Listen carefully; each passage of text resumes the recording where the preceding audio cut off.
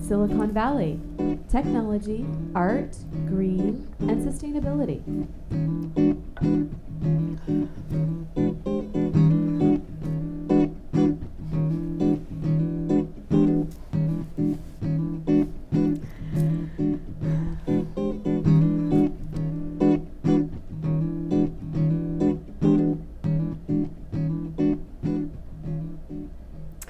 Welcome to another episode of Silicon Valley Tech, Art, Green, and Sustainability, SVTAGS.org. Today I have with me Beverley Jackson, and you do some great work, and I didn't know you'd been with the organization so long. So Rebuilding Together Silicon Valley. Yes. Yeah, and before we start talking about Rebuilding Together Silicon Valley, tell us a little bit about yourself and Sure. what your past experience was, where you're from. Sure. Well, thank you for having me. I'm really excited to be here and talk about Rebuilding Together Silicon Valley. So I've been with, as you mentioned, the organization 14 years. It's actually, the organization's been in existence for going on 25 years. And I've been here in the San Jose area for about 22 years. Originally, I'm from Canada and have been really fortunate to spend my career in working in nonprofits and housing and food-related causes. Wow, so Canada. Yes. I don't hear any accent. Well, 22 years. Yeah. So 15 years with the organization now, Right. and a few with another organization, Right. and all here in Silicon Valley? Here and in Canada. I worked in nonprofit in Canada as well with a food cooperative and Meals on Wheels and senior services there as well. Did you go to college to work with nonprofits? I did. That's my major and degree is in nonprofit management. In nonprofit management. Okay, Yeah. Interesting. So business management, nonprofit management. So Rebuilding Together Silicon Valley, it's funny because I was looking through your slides and it's like, oh, I know that person. And Great. Yeah, and it's a great organization, but tell us about it. I know a little bit about it, but I'm not sure the audience myself. Tell us more about it. So our mission is really to keep low-income homeowners safe and independent in their homes. And we're really able to do that with our army of volunteers. And so we have about 1,400 volunteers that work with us every year. Wow. In a couple of our programs and doing these critical and essential home repairs. So I'm going to pull up the first slide, and I know there's three parts to what you do. So tell us about the slide here. Are these teams or? Yes. So this happens to be our teams from our recent spring rebuilding day. So twice a year we have teams of volunteers that will do anywhere from 30 to 50 projects, homes, and as you can see there's a group there that was doing repairs at the Bill Wilson Center. So we also do repairs for nonprofit facilities. And so we do in one day. It's really amazing what a group of volunteers coming together can do, from everything from exterior painting to yard cleanup to working on critical plumbing, electrical kinds of repairs. Now, so that was the Bill Wilson Center. It wasn't the people working there. You guys were actually doing stuff at their center. Correct. Which is interesting. And Bill Wilson, is it hearing? Bill Wilson Center is for youth. For youth. Okay, for youth. There's another slide of some more teams. That was your spring team, and then this one, let's pull up the next one this is fall. Right. So fall and spring. So is it training in the? So between fall and spring, each year we have, these are 2 days that we do. We'll have we'll be at up to 50 sites on those 2 days, working with teams, and there could be anywhere from 700 to 800 volunteers spread throughout the city working on these projects. Well, yeah, the lower slide it seemed like hundreds of people. Yes, and so each fall we take over one mobile home community park of homes, and we'll have them working on anywhere from 10 to 15 homes in that one mobile home community. And it's just twice a year then? Twice a year that we do our Rebuilding Day program, and then throughout the year we're also working Monday through Friday at homes. Okay, and is there a training period or?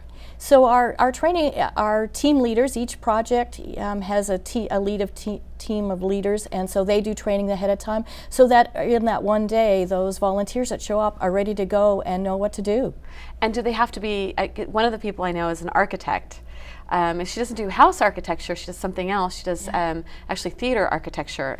And so it was interesting to see her in those. Do you have to have that skill set, or do you require? Our volunteers are really varied, and so because we need volunteers that can help with yard cleanup, so we can have volunteers that may not have a background in building, up to people who are very handy or skilled tradespeople. So we're always looking for more people to come and help us in that skilled capacity, but our volunteers are really what makes the work possible. Well, next year I'll I'll have to help. I usually get on our roof every year, and it's a 2-story, and do the gutters. We don't want you on our roof, so we don't, as volunteers, we don't want you on your roof. I saw there was a picture of one person, but it was a very low roof, and then everyone else was on ladders. Right. And you know, I think it's just when I was a kid, I used to love to climb trees, and I still kind of fearless like that. But now that the knees are getting older, we have to hire someone to do that. We're going to pull another slide up now, and I think this is going to be an action. Yeah. So here's some folks. Right. Painting, I guess? Yes. So the kind of work we do is really thinking about keeping the house and the homeowner in it safe and secure. And so it could be anything from painting, it could be some interior painting, it could be some flooring work, it could be plumbing, it could be electrical, any of those things. So that's awesome, and I wasn't quite sure if that was vents or if it was shutters. I think those were shutters. Shutters. Yeah. Let's pull up another slide too. There were so many great photos. People can go to your Flickr account, I guess, and check it out. Yes. Here, it looks like they're building a trench or something on the bottom. They're doing some fence work. It looks like they're doing some fencing and some drainage as well, and some painting. We do a lot of painting on our rebuilding days, but throughout the year we also do wheelchair ramps, wheelchair lifts, grab bars, those kinds of repairs as well. And we can pull that slide down. So is it mostly seniors you work with then, or anyone that's at need with home repairs? Yes, our qualification is that the applicants need to be low income, but it can be anybody who's low income and owns their own home. Owner occupied homes can apply, so that we really are wanting to preserve the housing stock in our community, and that's what these repairs keep people safe and independent in their homes. Let's pull up another slide too. And I think, yeah, so it actually looks like they're moving an appliance in or out. Yes, they're installing a new stovetop, so we want to make sure people have ability to cook and maintain, have adequate appliances. So sometimes we do appliance repairs or appliance improvements.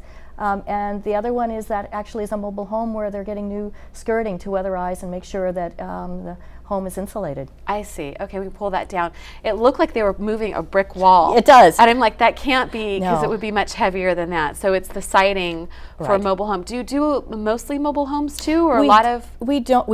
About 40% of our work is in mobile homes. So we work probably annually about 300 different homes here in the San Jose area that we're working at. About 40% of those are mobile homes. And I guess that leads to another question. And I know mobile homes are some of the most affordable housing, but some of that's going away. So that really is been where a lot of our work is, because that really is the most affordable of home ownership options here in our valley. Yeah, and I know there's so I think also I read somewhere that with the mobile homes, it's something like 80% owned by women too. Usually either single, divorced, husbands died, which was a huge statistic. Right, and actually of the homes we work on, probably 95% of our homeowners are seniors and or disabled individuals. And so it's really also accessibility and fall prevention is really a big issue for people living in mobile homes. The Safe at Home program, I guess, is that part of the dealing with the handicap or? Exactly. So Monday through Friday we have a repair technician and volunteers that go out and do projects and work at homes so that people can age in place safely. And that could be anything from grab bars to replacing the stairs to improved electrical lighting, so that it's all about fall prevention and letting people live and remain in the homes where they've been. Let's pull up that next slide, because I think the next slide has one of the Safe at Home. Yes, this is an interesting, is it stairs, I guess, before and after? Before and after. And there's a guy working on the bottom with stairs. Right, installing those stairs. And so let's pull that down. For a situation like this, if a senior needs to eventually get rid of the stairs, you would do a ramp then for them? So, and sometimes what we can do is actually change out the stairs and change the rise and run on it, so it's not as steep, so it's easier for with limited or reduced mobility to be able to do those stairs. And sometimes in a mobile home instead, there just isn't room for a ramp, so we can do a wheelchair lift. So what's critical repairs then?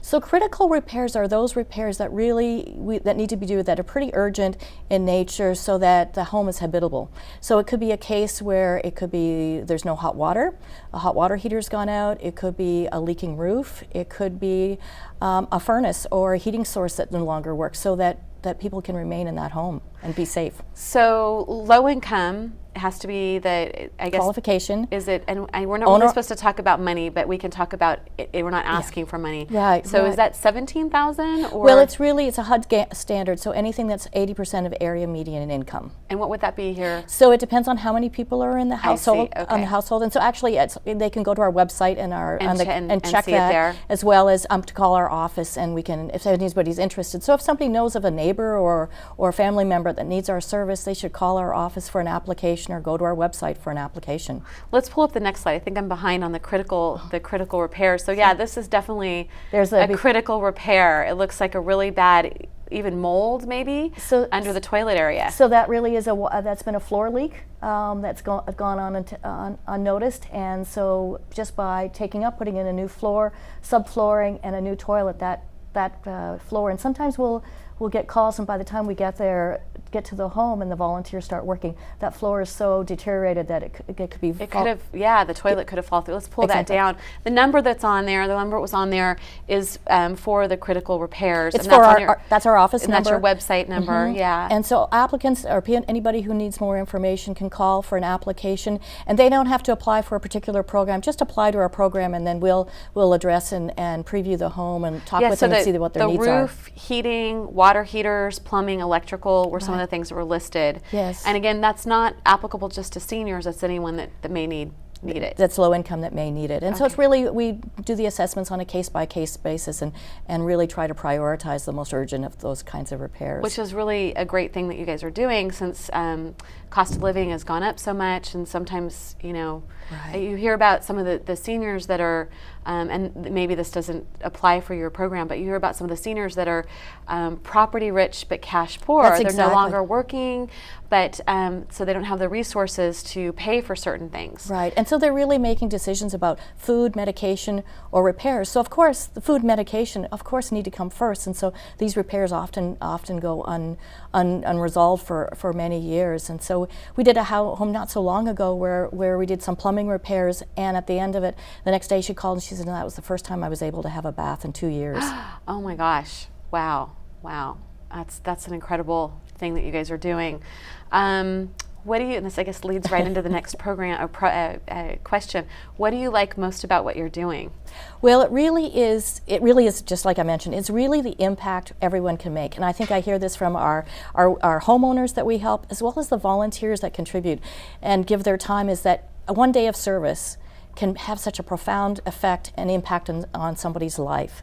And I think especially here in Silicon Valley, sometimes our volunteers are working in careers and in jobs where they're working on projects for months, if not years at a time, and don't always see the impact of their work. And so after a day of service, they really can see, okay, we had a beginning and we had an end, and it's really impacted somebody's life. And for somebody who, I had a volunteer in the office just this morning, they'd gone out to look at a ramp that we'd installed a while back, and they said, that ramp we put in several years ago now, not only is the homeowner using it, but they have another family member with a stroke, so there's 3 people in that family using that ramp every single day. Wow. So that's a pretty profound event. Yeah, impact. It's pretty. I'm going to pull up the next slide too. The people you work with hundreds and hundreds of people. Here we have the mayor, and I guess the gal on the right is one of your board members? Correct, that's Dawn, our board chair. And I love this picture at the bottom. There were so many pictures to pick from, but they're all on, ladders and working on it. And it really talks to for us to be able to do this, it acknowledges our sponsors, our corporate sponsors, our faith communities, our community groups that contribute, and it really in one shot can see that there's multiple people working, and sometimes it's exterior work, but sometimes it's interior work, but those exterior pictures really impact, really. And then at the bottom it also says Southland and Rebuilding Together Silicon Valley. We could pull that down, that slide down. So I noticed in a lot of the photos there was little banners like that with different teams, Seagate, different tech companies. Right. So you have teams then from the different tech companies come out and so they are the ones, they give of their time, but they also give of their financial resources to make the work possible. That's awesome. So Okay, so what's green and sustainable about what you do? And I know what it is, but tell us what it is that's green and sustainable about what you're doing. So first off, we're preserving our existing housing stock. So a lot of we talk about the homeowners we're impacting, but it's also the homes that they're in that are going to remain in our community. And so a lot of this housing is 30 plus, if not more, years old. So we're sustaining that housing for our Silicon Valley community, as well as the products we're using. And the paint we use also, we have a vendor that uses all recycled paint, and so that we're taking that paint that people take to their local store and recycle back into the community. And that was going to be my next question too. Is there things that you're doing to reclaim things and reuse them? And I guess Habitat for Humanity, are you partnering with them? I know they have the Restore. So are you working with them on reclaiming things wherever too? we can use those products, we do. That's awesome. So do you get donations then from some of the big box stores then? We try whenever people would like to donate, that would be wonderful, and we take donations of materials, but we also donations of financial resources so that we can buy the materials that we need, especially sometimes for specialized sizes that we really need to be able to purchase. But we also purchase in bulk and discount so that we can maximize those donations. So you must have a big storage area. We do have a warehouse. Which I think later we may see some photos of that. What's been the biggest challenge, and how have you guys overcome the challenges with what you're doing? I think we're always challenged to be able to meet the need. And so we want to be able to help as many people as possible. And so having the resources, and the resources of financial resources, but also the people resources, and just being able to grow. I guess that's a good question too. How many people are you guys helping per your households? Yeah, so we help a little over 300 households per year. Wow. That's impacting a little over 700 people a year. And is that just San Jose, or is it the whole Bay Area? Yeah, so actually our geographical Rebuilding Together is a national organization, so we have about 160 affiliates across the country. And our particular affiliate is south of Sunnyvale through to Gilroy. But there's Rebuilding Together affiliates in the Bay Area, so throughout in other counties and other cities. So and do you ever partner to do events with them too? Or? Continually. Okay. We're continually. So if somebody calls us and we're not in the right area, then we can send them to the right Rebuilding Together affiliate. What's been the best accolade or win for the organization too? I know you've been with the organization a long time, so that's a long history to think over what's been the best win, and maybe it's something personally too, if you want to share. Yeah. Well, I think it's the individuals that we impact, the neighborhoods we impact, the volunteers that are involved, but also our growth. And going from probably in the last 5 years, we've grown well over 100% in the number of people we're helping, and on our strategy in the next 5 years to grow by another 50%. That's awesome. And hopefully we'll have you here for a while with us too, and you won't be going back to Canada anytime soon. No. Yeah. Is there something that the community can help you with right now? Are there needs particularly that the community can help you with? And I'm going to pull up the next slide. I think we're late on some of the slides, and this is our community slide that we like to pull up, and we bring that down. Is there specific needs right now? So we are, like all nonprofits, donations, and I would say donations of time, talent, and treasure. All of those things will help us. And a lot of our volunteers and supporters, really it speaks to them is that maybe they have a parent or a family member that maybe not in their community that they can help, but they can help somebody that is in their next door. I'm going to pull up one more slide now that I think goes with this as well. So we've got so there were so many things on the slides or the photos that you gave us. It was hard to pick, but I thought this was great because it showed some of the tools. There was a lot of people working with tools too. Is that something, we can pull that down, is that something else, material and tools? Yeah. That you... Yeah, so materials, definitely. And so if someone has an excavator they're not using, would you guys take that, or? It depends. I think case by case, please let us know. I know we've had some contractors that have gone out of business, and so they've donated tools, and that just helps build our repertoire. That's awesome. Yeah. are you hosting your own events? And I kind of know the answer to this, but any annual events you're doing or any monthly events? So we do have our one of our major fundraisers that we have had in the fall each year is called Paint the Town. Okay. And that will what time? And that's fall? so it just usually happened then. It just happened in Okay. September. Darn it. Yes, it just happened, and so that's our annual fundraiser, and we do it in our warehouse, and so we really try to keep it as a come as you are. You don't. It's not a gala, but come on a Friday night after work, and there's a silent auction. And well, let's pull up a slide of that too. And again, there's some great photos. I love the sunset here. Yeah. So what's going on in these photos here? And that really is in our backyard outside of our warehouse, and people are enjoying the evening. And we do a silent auction, and there's music, and we really talk about the accomplishments of our program and how they've impacted. On the left there, it looks like that may be some and of that your really storage. Is that is our warehouse. And so then there's some cars there. Yeah, and that's things. one of an auction items. Auction items, okay. Right, okay. and so you see actually beside the cars is our stage is made out of pallets and paint cans. We can pull that down. Let's pull up the next one too. I think there's another one with the, there we go. And that's the inside of our warehouse. You see the shovels hanging up, and people are getting ready to bid on the And is event. that a golf thing you're doing? Yes, and so we have some Okay. games, and so that actually is a wheelchair ramp, and we call it the wheelchair hole-in-one with some grab bars in it, and that's really one of our games that we do in the evening as a fundraiser. Pull that down. There was another thing too. It looked like people were knock down the paint can. Oh, okay. So it's all building-themed kind of games. So you probably look for things to be auctioned off, donated as well.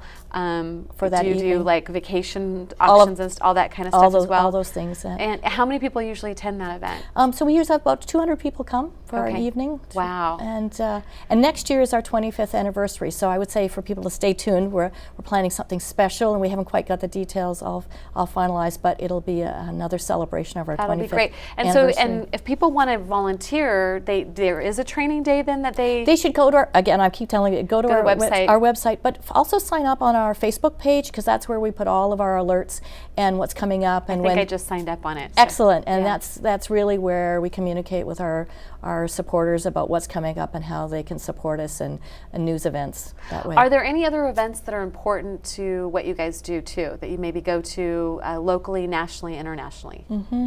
So I would say our rebuilding day is our fall and spring, and so we just finished one and start preparing for the next one.